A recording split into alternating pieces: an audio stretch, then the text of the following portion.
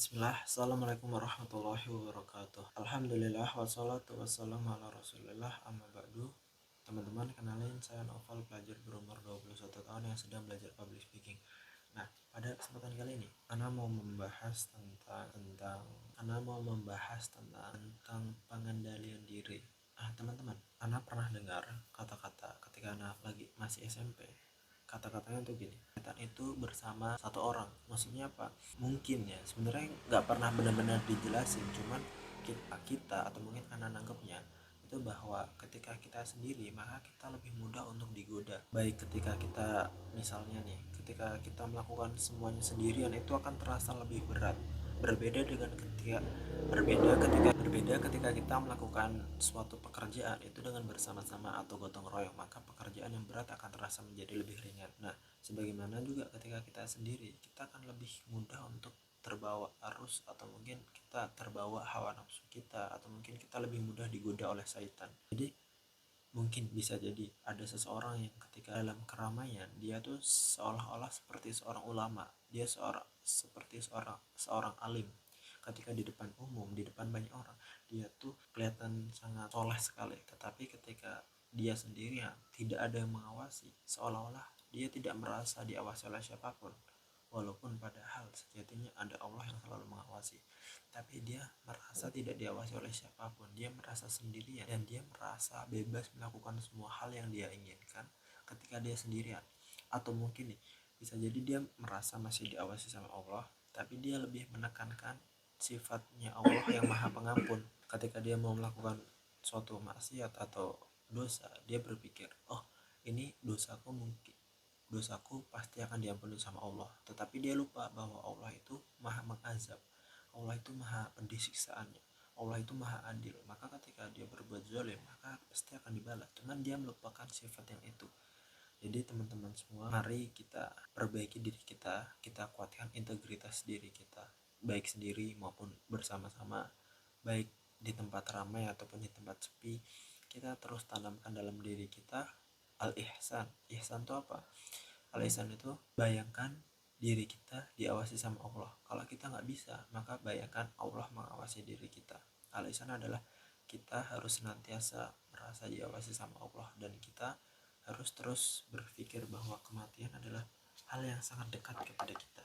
Bisa jadi kita melakukan perbuatan yang keji, kita melakukan kemaksiatan, kita melakukan kezaliman, kita melakukan zina yang orang lain mungkin nggak tahu. Tapi ketika nyawa kita ternyata udah di ujung, ajal kita dicabut dan kita melakukan hal tersebut, karena ada ulama berkata bahwa kematian seseorang itu ditentukan oleh akhirnya, dan akhir dari seseorang itu biasanya diiringi dengan kebiasaannya. Kalau biasanya dia buruk, dia biasanya melakukan hal-hal yang jelek, maka akhir hidupnya bisa dipastikan dia melakukan keburukan tersebut. Maka teman-teman semua, kita nggak bisa menjamin diri kita selalu benar, selalu lurus, tapi kita harus terus berusaha, karena semua kemaksiatan kita pasti dihitung dosa. Tapi seluruh kebaikan kita, jangankan pahala diterima saja kita belum tentu tahu gitu. Bagus apapun ibadah kita belum tentu tahu apakah itu diterima atau tidak. Tapi kemaksiatan kita besar atau kecil itu pasti sudah akan terhitung sama Allah Subhanahu wa taala. Maka mari kita jaga diri kita daripada dosa-dosa dan juga siksaan api neraka, diri kita, keluarga kita, sahabat kita, lingkungan sekitar kita. Nah, tadi kita perkuat integritas keimanan kita, baik di tempat sepi maupun di tempat ramai tadi. Dan juga teman-teman semua, salah satu contoh yang sangat sedih yang barusan melintas di beranda sosmed adalah ketika ada seorang ulama, kiai, dia ceramahnya tuh bagus gitu tentang khauf, roja ataupun materi-materi Islam yang lain. Tapi nauzubillah, dia melakukan cabul terhadap, karena juga belum baca detailnya sih. Kemungkinan tuh ada orang yang berhutang budi sama dia, atau mungkin santrinya, muridnya, ataupun ada hubungan dekat sama dia. Terus dia seolah-olah sewenang-wenang terhadap perempuan tadi yang seolah-olah berhutang jasa. Dia jadi bisa melakukan apa yang dia mau, padahal itu adalah melanggar daripada syariat Islam. Maka teman-teman semua, kita nggak pernah mendewakan, kita nggak pernah menuhankan seseorang, tokoh ataupun lain sebagainya. yang kita yakini adalah kebenaran dari Al-Quran dan As-Sunnah. Ketika ulama, walaupun dia ulama, bila mana dia menyimpang daripada nilai Islam, maka kita harus meninggalkannya. Jangan sampai walaupun brandingnya dia tuh tokoh terkenal, kalau dia melakukan kesalahan kita memaafkannya. Ketika orang yang kecil, orang yang tidak terkenal, tidak diketahui asal usulnya, dia melakukan kesalahan, seorang yang rakyat kecil, rakyat biasa ini melakukan kesalahan, maka hukuman yang diterima dia sangat besar. Ini adalah hal yang zalim, teman-teman, karena hukum itu sejatinya tidak pernah memandang apakah dia atasan, bawahan, apakah dia pejabat, aparat, pemerintahan, ataupun rakyat biasa. Semuanya itu dihukumi rata. Hukum tidak boleh tajam ke bawah dan tumbul ke atas. Hukum itu harus adil, dan yang paling adil adalah syariat Allah Subhanahu wa taala.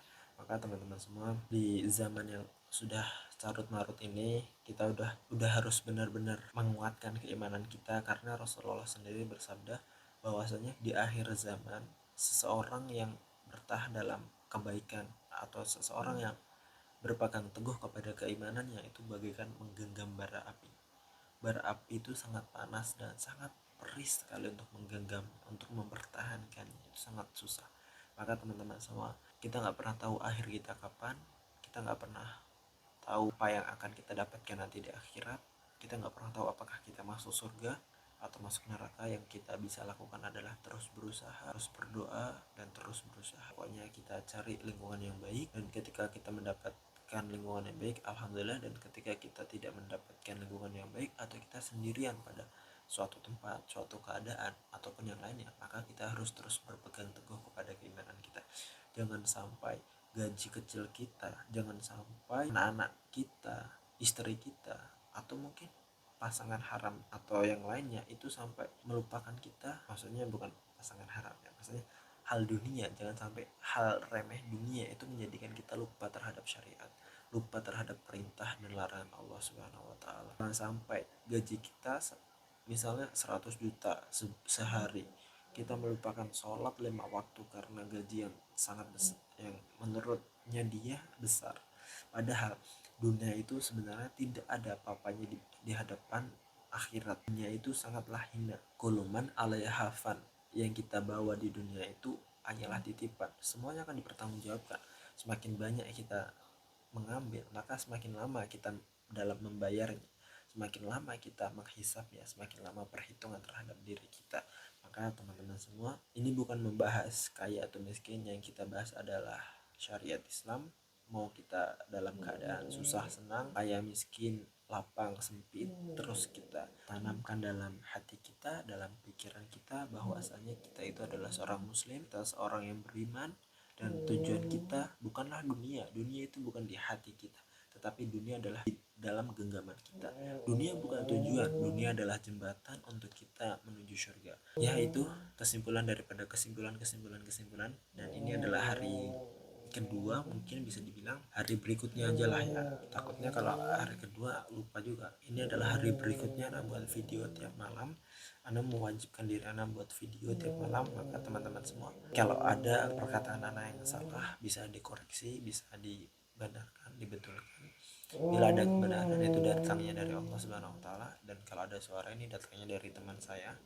Karena ini udah hampir jam 12 malam. Sekian dari saya. Terima kasih. Kalau ada salah bisa dikoreksi, ada baiknya bisa dibagikan ke teman-temannya, kalau bagus bisa di like. Kalau ada apapun yang mau dikomentarin, komentar di kolom komentar, kita ramaikan, kita diskusi di bawah. Dan mungkin untuk konten-konten berikutnya, syukran ala husni ihtimamikum, terima kasih atas baiknya perhatian kalian terhadap saya. Assalamualaikum warahmatullahi wabarakatuh.